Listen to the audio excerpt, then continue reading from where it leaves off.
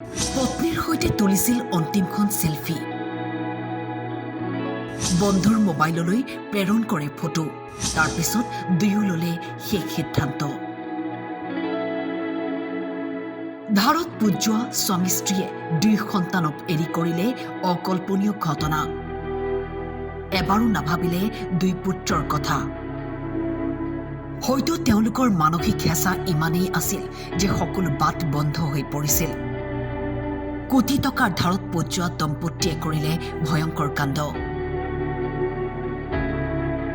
ব্যৱসায়ী সৌৰভ বব্বৰ আৰু পত্নীয়ে বাইক লৈ ইউপিৰ সাহাৰানপুৰৰ পৰা 100 কিলোমিটাৰ দূৰলৈ যাত্ৰা কৰি জীৱন নিঃশেষ কৰে।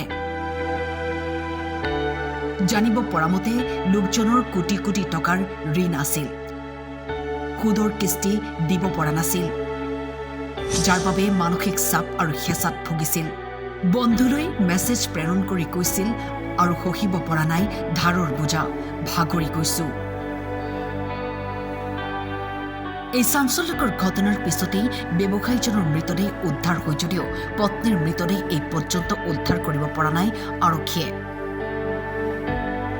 গহনা ব্যৱসায়ী হিচাপে কাম কৰা লোকজনৰ আছিল কোটি কোটি টকাৰ ধাৰ। চলাইছিল 5জনীয়া কমিটি। টকাৰ লেনদেন, কিস্তি আৰু সুদৰ অংক মিলাব নোৱাৰি উভতি নহা বাটে গুচি গ'ল স্বামী স্ত্ৰী। News desk, time 8।